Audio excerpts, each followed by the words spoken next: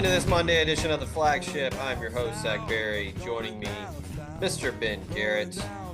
Big weekend for Ole Miss. Honestly, I don't know if it could have been scripted any better. Maybe a sweep for baseball would have been scripted better. I probably would have scripted a sweep. Top to bottom, A to Z, Ben. The weather was fantastic. The Grove Bowl games was a smashing success. Shout out to my buddy in front of the program, Michael Borky. I think he summed it up best on Twitter when he said it looked like everybody was having fun. And that's what it should be. It's a spring game. It's silly. It doesn't matter. It has no value or consequence to the season that is coming up. But yeah, it's great. They had a lot of fun. Good morning. How we doing? Good morning. I'm doing great. If I look disheveled, it's because I am disheveled.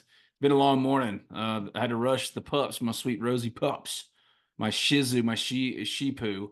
Had to rush her to Memphis to Collierville because she was sick. She'd eaten something. She's a trash panda, Zach, and she'd eaten something finally that just did not sit well with her. She looked like she was having a seizure, but fortunately, they just gave her a shot. She's good to go. Now she's napping. So forgive me for not showering in my return to my podcast, The Flagship, here on the Ole Miss Spirit, omspirit.com, affiliate on 3. Talk of Champions, search wherever you get your podcast. You'll find us there. And Zach, you're the man, every day bringing out a new flagship. And we're sprinkling in some Ivy Leagues. I got a Ivy League extra credit coming soon with one special guest, AJ Brown. So, be on the lookout for some stuff. I'm still here. I'm just more behind the camera, which I think we all can appreciate because, look at me. I'm Ginger Shrek. And let's limit this, That's very current event-ish of you in an election year to have the mayor on the Ivy League. Yeah. So yeah, the spring game. Look, I was literally just texting a buddy. I'm internally cackling. I saw Phil Steele, the OG magazine college football guy. He tweeted, "Just watched the Ole Miss spring game that was in quotes. Got very little out of it. Dunk contest, tug of war, hot dog eating contest, obstacle course. No pads during 7-on-7, 50-yard field goal. Not worth watching. Don't waste your time." Now Phil is a sicko and he works hard and he has a magazine where he literally previews everyone in the country. So yes, he's looking for things that that he can talk about leading into the fall. I get it. But for everyone else that is just out there trying to have fun and enjoy a phenomenal April Saturday, dude, top notch. I agree. High marks for everyone. It was great. I thought the move by Kiffin to do this was genius. Not only to incorporate a collaboration with someone like Joey Chestnut, brilliant. Which if you haven't listened to the interview on the Flagship from last week, please do. He was a treat. Good on you for that one, by the way. You deserve some credit for that. Just completely on your own, reached out to him and got that done, and that was great. Yeah. Shout out to our guy Drew Moak, proud sponsor of the show and USA Benefits Group. He hooked it up, but yeah, hot dog eating contest. They tug of war. Brilliant. They incorporated the Greek, fraternity sorority. The dunk contest was cool. I had no idea that they were going to actually have a court on the field. That was pretty awesome. Nice touch. Had it down there by the students, so they had the Club Red sign up there. If you're wanting the hardcore football thing, sure, you're not going to like it, but it seems like everyone else had a great time, and no one got hurt, so that's the important thing. I agree completely. I love Phil Steele. I've been reading him. I'm now 38 years old. I've been reading him quite literally since I fell in love with football, which was about age 3. This is not a knock on him at all. He was looking for true ball. Like he's still very much a traditionalist in his evaluation and scouting stuff. So if you're one of those like Phil Steele, absolutely, he's right. That was not for you. That wasn't for you at all. But for those of us that are in it here at Ole Miss every single day, covering this stuff every single day, jumping on here on a Monday morning, dressed like a homeless person every single day, no matter what. I thought it was a perfect balance of the silliness and absurdity of college football in 2024, but also the actual work that matters. There's nothing consequential ever, regardless of approach, to the actual spring game. Even a Nick Saban who was hardcore, and I'm sorry I keep showing y'all this. This is my daughter's ponytail holder, and she told me to keep it, and apparently I'm going to keep it for the rest of my life. She hasn't asked for it back, so proving a point. But even Nick Saban would tell you the real work is the practices.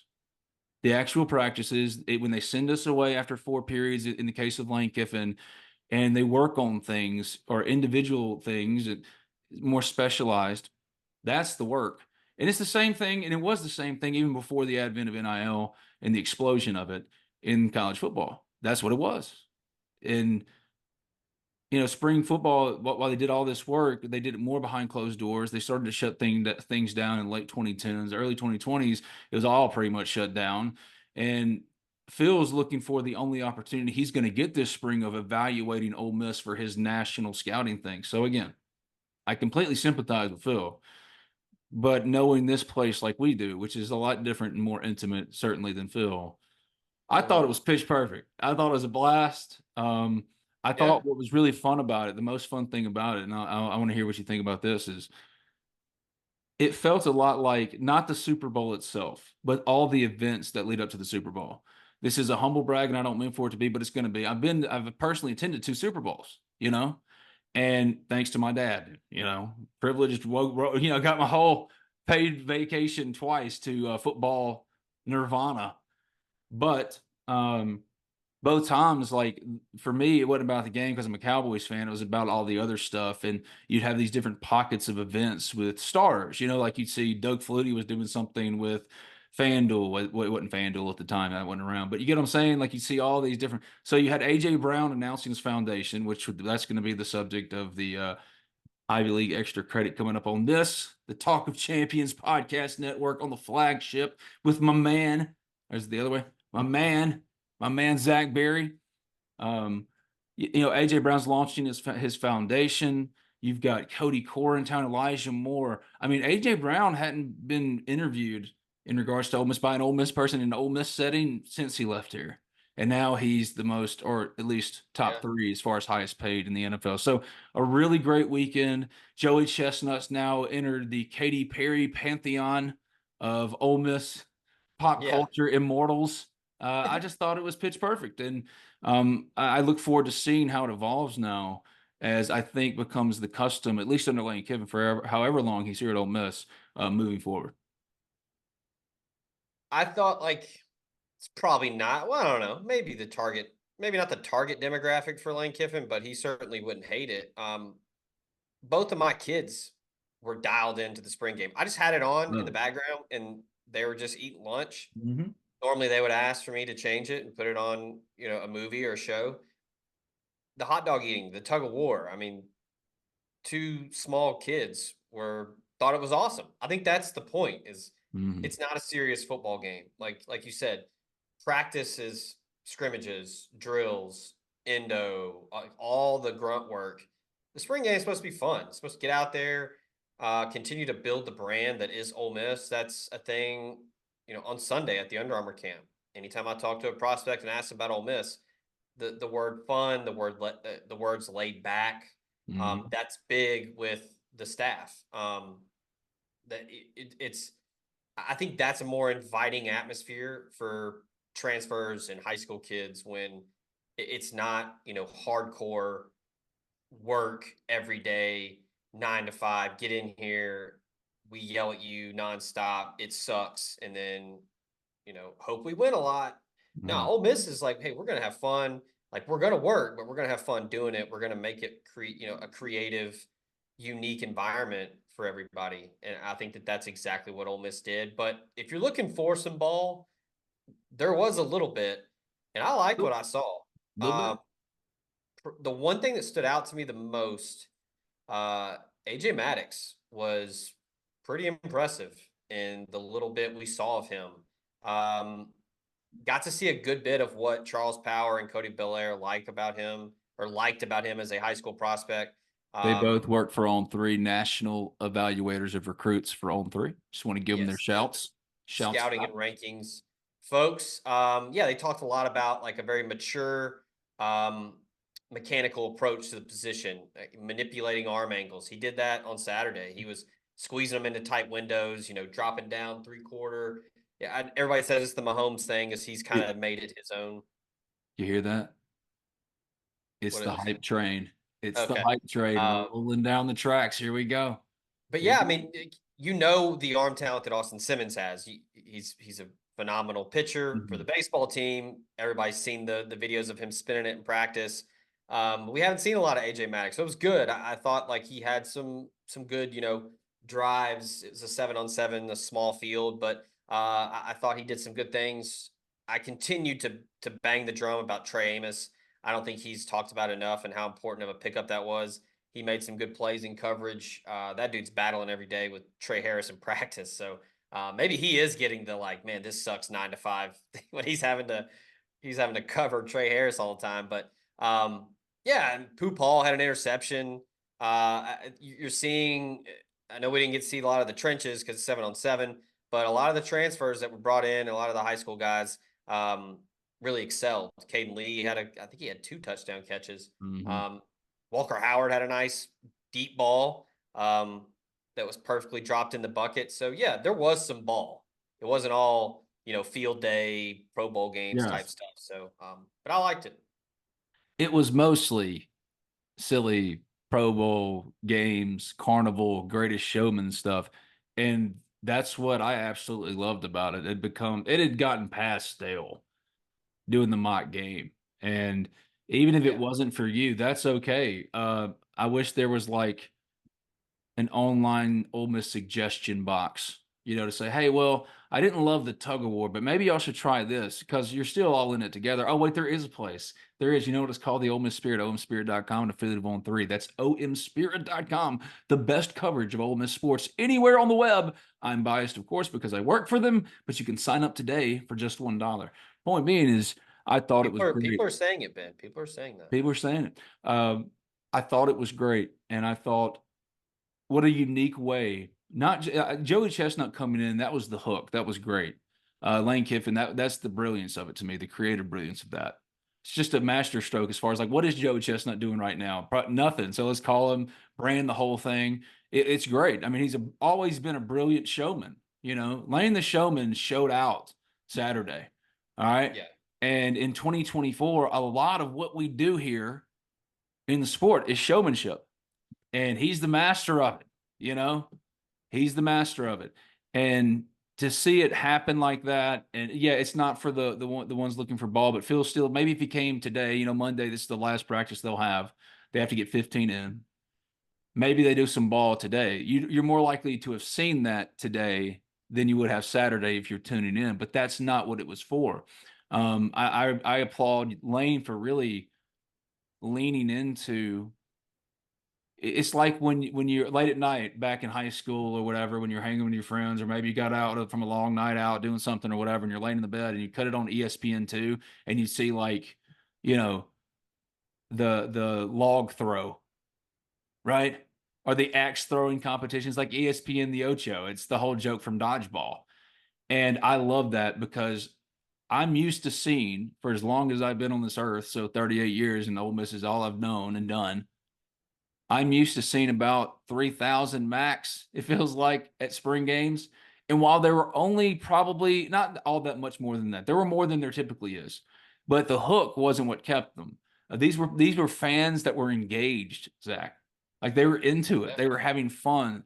It could grow and organically evolve into something to which the old outdated way, it was just that outdated. It had grown stale. So man, give Lane Kiffin a lot of credit. I thought it was a blast. I don't think there's anything football wise, in my opinion. I didn't see much of it, so I'll take your word on that.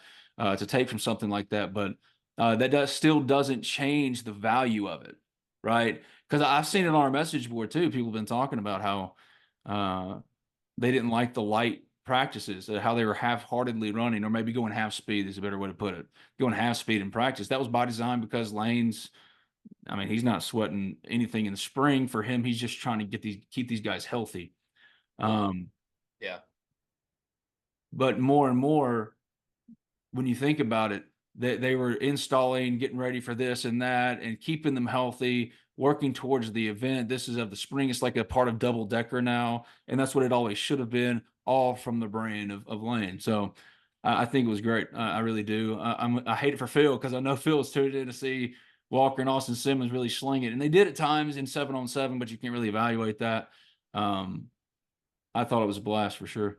Call Drew Moak of USA Benefits Group. He can help you with any of your health insurance needs. Drew is an Ole Miss grad located in Mississippi and licensed in 7 states. He works with the nation's second largest health insurance brokerage with access to 35 different carriers, regular health plans, to life insurance, to dental and vision, and even Medicare. He has it all covered. Now more than ever, it is critical to have a health insurance agent who is local and accessible. So call Drew Moak at 601-953-8449.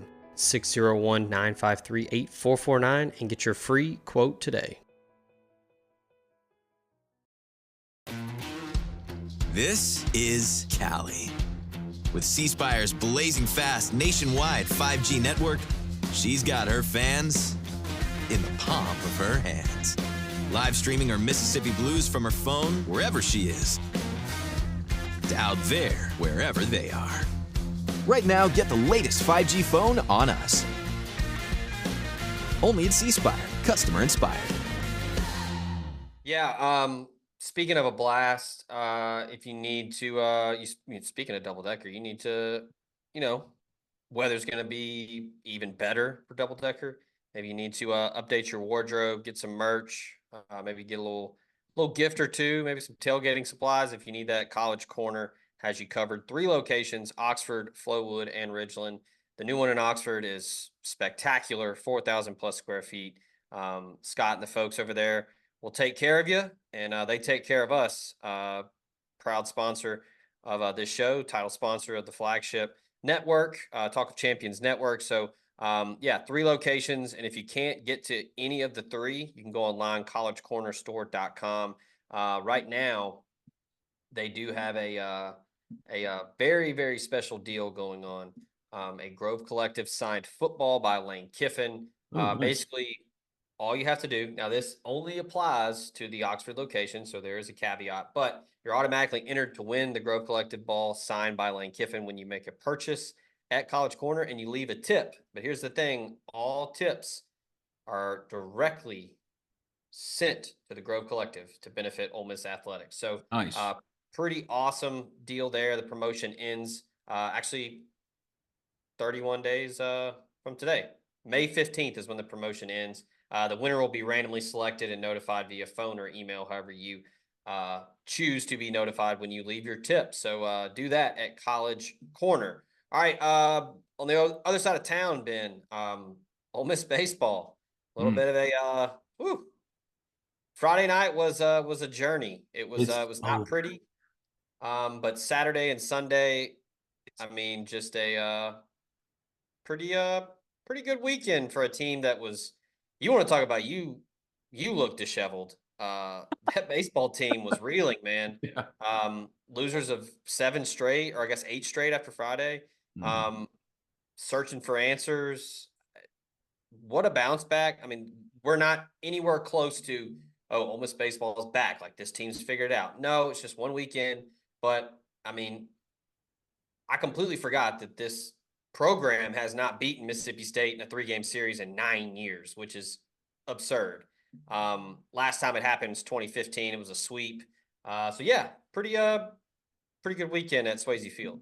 I am so happy for the players, for the coaches, but especially the fans. And those fans showed up. Yes, it was Grove Bowl games day. It was the in-state rival, but it's been outside of about a month plus for the last 3 years, really hard to be in those stands and expecting Ole Miss to get a win. They were like 9-34 in the SEC going into the series. And like you said, they hadn't, or I think someone did the math on Twitter, and maybe Kate Smith, he's a really good Ole Miss follow on Twitter. And it's like over 3,000 days, Ole Miss hadn't beaten Mississippi State in a series in baseball. And when you think about it that way, it was already bad enough that it was since 2015. But we get used to reading that, when you think about the days, because we live these days every day. This is where, when we hear about where our feet are, this is where our feet are. 3,000 days. So I'm happy for everyone.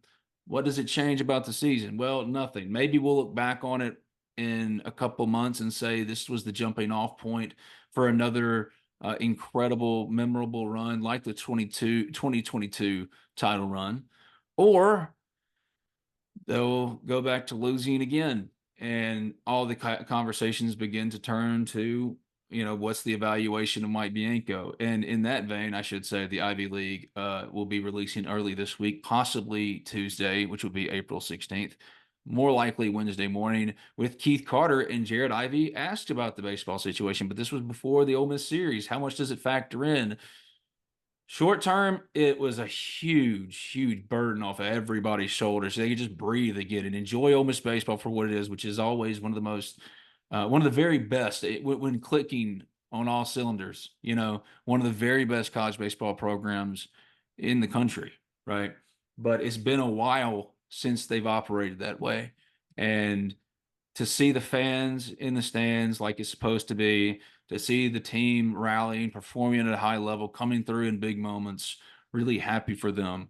Let's hope that it's the jumping off point, like again it was in 2022, and not what it has been mostly for the last 3 years, which is what?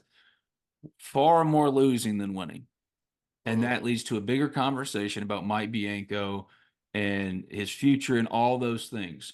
None of that conversation has been altered at all, but really just a perfect capper, however, to the weekend for an Ole Miss fan base that outside of football, a lot of teasing, but not really giving them, not really delivering. And football has been delivering, thankfully, because it's the most popular sport at Ole Miss. It's been delivering like it's never done before. Program record 11 wins last year, access bowls in 2 out of the last 3, on and on and on. All of these things. Outside of that, Chris Beard had some flashes, 13-0 start, only one of 3 teams in basketball this year, beat NC State by 20, which went on to the Final Four. There are a lot of great things, but it's more pockets of good, right? Yeah. I hope this isn't a pocket, this series win for Ole Miss baseball. Finally, the first in over 3,000 days, the first since 2015. I hope that this series win, long overdue for this tortured Ole Miss fan base, I hope that it's not just a pocket of good and it turns into a jumping off point. Right now, I think it's understandable that, I'm holding my breath. Yeah, look, if you're wondering like, oh, this is the secret sauce to figuring it out, the last time that Ole Miss defeated Mississippi State in a series 9 years ago, that team finished 30-28. So no, it's not the secret, but it's a step in the right direction for a team that was really in trouble and really searching to find an identity. Maybe they found it. We'll see. I know tomorrow on tomorrow's show, Grayson Weir and I will talk more baseball. We'll get into the weekend. But yeah, it was good. Because look, the portal guys, you could tell that they were pressing. And it was a good weekend, especially Sunday. I mean, just an offensive, avalanche, which it's been tough for this offense to string together hits and get those big hits in big situations with runners in scoring position, things like that. The pitchers, outside of Friday night, pitching was good. And look, Saturday, last thing here before we get out of here, Ben. Mason Nichols, first, got to say his name. What a job on Sunday. He was lights out on Sunday, but Saturday to me was big. Every opportunity 3 or 4 times to just lie down and quit. We can't get it done. Mississippi State hit 2 go-ahead home runs in extra innings. Ole Miss fought back. So it's not a top 5 Mississippi State team, by any means, but it's a rivalry series and one that has been dominated by the Bulldogs. So it was a big step in the right direction. Speaking of stepping in the right direction, I mentioned him earlier. If you need to cut your health insurance premiums by as much as 20 to 30%, aging into Medicare, you need to find a Medicare supplement plan. You can call Drew Moak of USA Benefits Group at 601-953-8449. I don't think he will put you in touch with Joey Chestnut, but he will help you with cutting those premiums. He's an Ole Miss grad located in Mississippi, and he's licensed in 7 states, so he's local and accessible. He works with the nation's 2nd largest health insurance brokerage, and he has access to 35 different carriers, so he can help you with life insurance, dental, vision, Medicare. He's got it all covered. That's Drew Moak, 601-953-8449, or you can check them out, usabg.com/DMOAK, and get your free quote. Ben, it's a pleasure as always. Looking forward to this week's Ivy League show, and then that extra credit session you got with AJ Brown. It's going to be fun. And also, a certain head coach of your Ole Miss Rebels is sitting down in the Ivy League on Wednesday, scheduled to.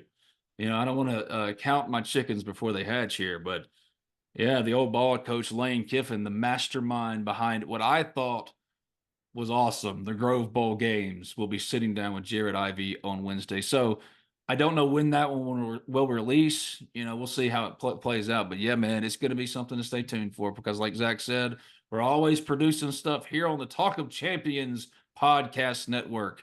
We might have to get around to finally getting rid of Talk of Champions and make it more identifiable for something else. But that's another discussion for another day. Search Talk of Champions wherever you get your podcasts.